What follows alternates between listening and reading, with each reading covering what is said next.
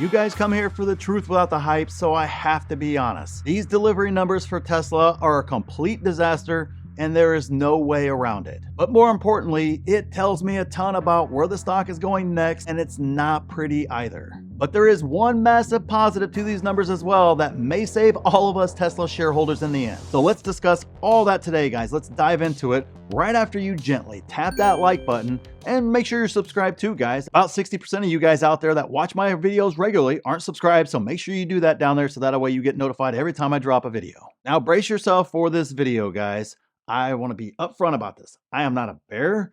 I do not, not believe in Tesla's long term. I absolutely believe in Tesla's long term. I am not shorting the stock. I have not sold any of my Tesla shares, despite some people saying that I have. I don't know where that comes from. I've never sold any shares of my Tesla. But you're going to get the truth today, despite the fact that it's going to suck. And I know others won't say it. That's fine. This is what I'm here for. This is what I do. Sorry, I don't know any other way to give it to you guys except for with the truth. But there is a huge bright spot there, guys. It's not all negative. So make sure you stick around until the end so that way you get that point as well, because it's just as important as the negatives are. So let's jump into the first point here. So number one is the delivery numbers themselves. Now, I understand there's a lot of different sources for deliveries. The last ones that I saw prior to the release, they had been lowered down to the 420s or so. And of course, Tesla came in well under 400, right around 386,000 vehicles or so. And of course, the reasons that Tesla gave were the Red Sea and the protests and all these other things like that. I understand those are reasons for why, obviously, I think production would be low. But in terms of deliveries, I'm not buying it all the way. That to me sounded much more like corporate speak for an excuse of, hey, we don't have as much demand as we thought we had. And the reason why that I kind of believe that, and the reason why I'm saying that is because they actually made 430 something thousand vehicles. So they actually produced enough vehicles to deliver if the demand was there. But obviously there wasn't enough demand to actually get the vehicles where they needed to be and make the deliveries in time. In past times, every vehicle that came off the line had a buyer waiting up for it and buyers waiting in line behind that buyer and buyer waiting behind that buyer. But right now we're starting to see inventory stack up on the website as well. And obviously the used car inventory is finally starting to come on as well. And obviously that has an indirect effect on deliveries. I agree there. Some folks may be buying used instead of new now. I agree there completely. But bottom line is, in terms of what happened with deliveries, this was not a good number at all. And there's no spin I can put on it to make it seem like, oh, it would have been, they would have hit their mark if, the Red Sea thing didn't happen, or if there wasn't protesters doing, all their stupid crap out there in Germany and such. No, that to me is not true. They were going to miss regardless of those things there. That was just corporate speak for here's our reasons why. But the reality is we know the demand isn't as strong before because of a lot of different factors that are outside of Tesla's control. I agree it is not the worst thing ever like some out there are saying. I agree completely. But I also know anyone out there saying Elon is just playing 69D chess and it's just an incredible move.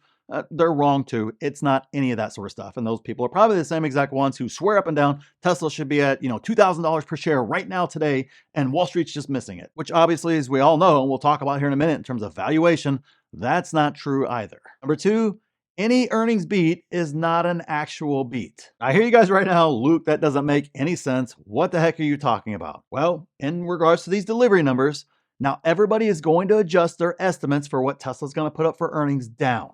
They're going to make those adjustments down, right? So what that means is if Tesla magically beats revised down numbers, is it really a beat? Because they didn't hit the original numbers that were there. And if you weren't in an industry where you released your delivery numbers ahead of the earnings call there, you would still have those sky high expectations that you had no chance of hitting. So if that was the case, and obviously they're going to come in with numbers well below, I think, what the original estimates were, that means it's a miss. And unfortunately, guys, you don't have to listen to me. That's fine. But there are plenty of folks on Wall Street who do not believe that when you adjust guidance down and then you double beat, that's not a real double beat, and they're still going to beat you down for it. Not everybody adjusts their numbers down based upon the known information at the time. They kind of went, hey, that's what you told us at the beginning of the year. That's what you're going to hit. That's what I'm going to hold you to. Are you going to hit it or not? We had the same exact thing happen last quarter when everybody was screaming that Tesla had a huge beat on deliveries, despite the fact that the delivery number was actually lowered. So it wasn't a beat in the first place. The numbers were lowered and then they beat the lowered numbers. And a lot of folks were confused as to why Wall Street was thinking a certain way, why certain folks were saying certain things. That's exactly why. When you revise those numbers down and then you beat, it's not something to get all excited about. Yes, it's nice that you beat the revised numbers. Of course, I'm not saying it's negative. Of course, you don't want to miss the revised down numbers. More importantly, that can be a complete disaster. But nonetheless, it also doesn't mean that, wow, it should be on the rocket ship up to the moon. Look at them, they're double beating everywhere. Yeah, that's completely different than, let's say, Nvidia's double beats that they've been hitting, where everything was actually ratcheted up and then they're destroying that upper number, which Tesla has done in the past as well when it was on its huge run and production and delivery numbers were getting raised, and then they were crushing that number.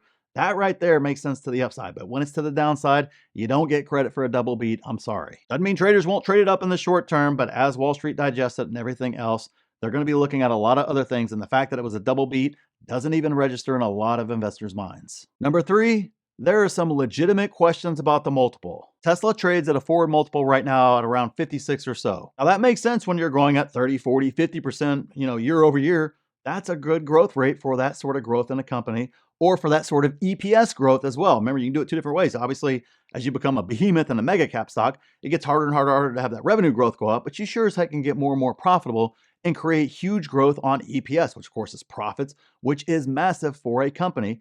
But unfortunately, we are seeing all that completely stall out with Tesla. So you've got to ask the question, and I can't legitimately knock somebody who's questioning the multiple for a Tesla stock. On the past, when people wanted to do that, it was easy to just ignore that and move on because there was no case there. Tesla was crushing it. They were growing at 50%.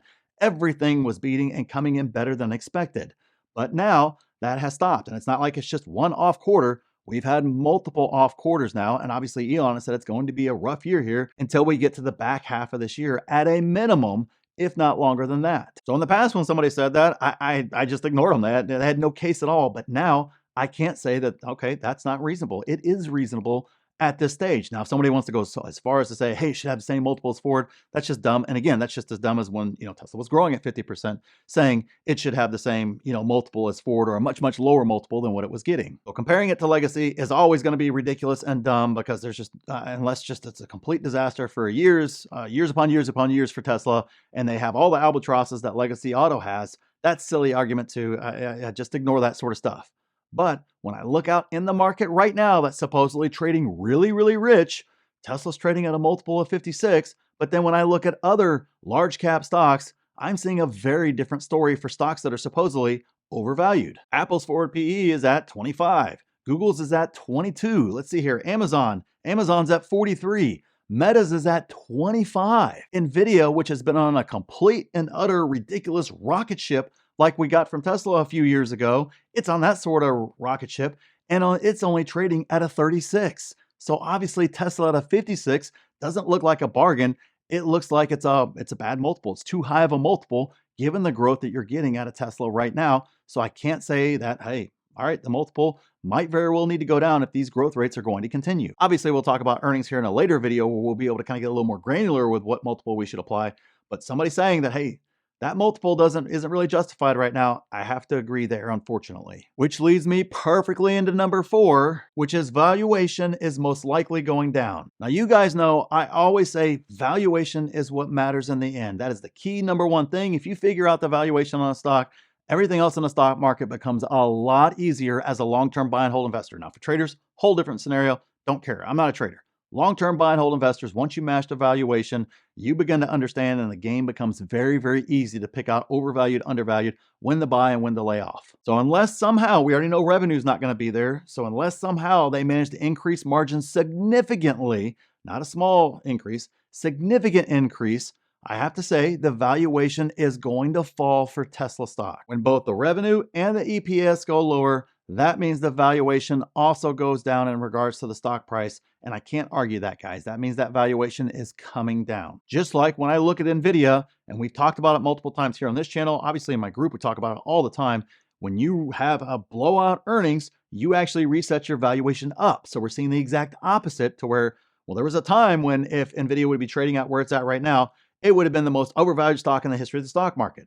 But because they've continued to increase their earnings each time, you can make a case it's running hot. I agree there. But I can't say it's this crazy overvalued stock because they've had the associated earnings to back up that actual valuation for Nvidia. So it works to your advantage on the upside. And whenever you have downtimes like right now, it works against you, unfortunately. Don't worry, there's a massive positive coming up next. But if what I just said about valuation doesn't make sense to you, I'm telling you guys right now, You have to learn and understand valuation so that way that little discussion we just had makes sense, or else you're never going to be successful in the stock market. You have to learn valuation, and if you don't know how, I can teach you directly if you take advantage of the March Madness sale that ends in just 5 days to get your discounted spot where you get access to free coaching. You get 5 free courses. You get direct access to me through a variety of different venues. You get to be a part of the best 6, 7, and 8-figure Discord out there, all of them helping you as well. I put out exclusive videos in there. We have all kinds of events in the group there. I put out, I don't know, 2, 3, 4, 5 videos a week in the group at sometimes that never see the light of day here on YouTube. There's so much involved in that, guys. If you don't understand valuation, take advantage of the pinned comment and get your membership before that price goes up. All right, so let's move on to the one giant positive here, guys. We need some positive news. I know. Hey, you guys know you come here with truth without the hype. I'm going to give you guys the truth, but here is a positive truth for us as investors. And that is we didn't get a 20% drop after the delivery numbers were released. Now, when I saw the number, I didn't go run and look at stock or anything else like that. I don't overreact like that. But I suspected when I did eventually pull up the stock there, I was going to see a minimum of Tesla down 10%, and 20% would not have surprised me at all with as big of a miss as what they had. Instead, we got like a 6% move or so, which of course begs the question, what exactly does that mean? That means we are starting to see all the bad news that Elon warned us about back in October. This is not Luke being bearish. This is straight off the earnings there. Moving forward, it's coming to fruition. All of the negative stuff that was out there that we knew it was coming, all that stuff is starting to get priced into the stock. It's starting to not surprise Wall Street when Tesla has misses. I mean, obviously the stock's going to move down, but not nearly as violently as it should because people are starting to price in all of the bad news. Are we all the way there yet? No, I don't think we're all the way there yet. It is not all priced in. I absolutely agree. I can't argue when we have a valuation, if we have a valuation reset on the next earnings, that it's not going to trade lower. But what this delivery number kind of proved to me was we may not see the huge violent reactions that we've gotten in the past, especially with Tesla stock. It's kind of like, hey, if that's normally a 10% hit to a stock for a normal stock, just double or triple it for Tesla, both to the negative and the positive, right? It seems like it's just far more volatile than other stocks are when it comes down to these sort of things. And we're not seeing that right now currently when big bad news actually comes about. And I mean actual news that hits the bottom line right now directly, not something like FSD that's not going to hit the bottom line for quarters, maybe even years into the future. We don't know.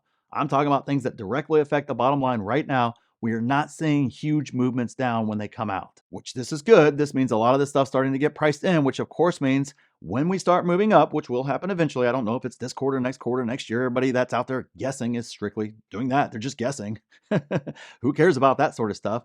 I just know that when they start moving up, it's going to be fast and it's going to be ahead of when the numbers actually make sense for it to move up. And you're going to be just as confused then as we were whenever the stock price started moving down, despite some beats and some other things like that. So that is the one big positive that I saw from this particular movement right there. And it's definitely something that encourages me for the long term that, hey, I'm just fine continuing to stick with my plan and continue to strategically add shares as we get there, which of course, if you want to see exactly when I buy Tesla stock in real time, again, make sure you take advantage of the pinned comment down there, get your membership to the group where you get to see all my buy and sell alerts on every stock that I buy in real time, see my complete watch list, complete with price targets. Again, take those 5 courses for free, get your free coaching. We got a stock analyzer tool. We have so much in there for you guys. Make sure you check out the pinned comment, take advantage of a membership before the sale price ends and the price goes up here in 5 days. And click this video here if you want to see exactly what I'm buying in this market.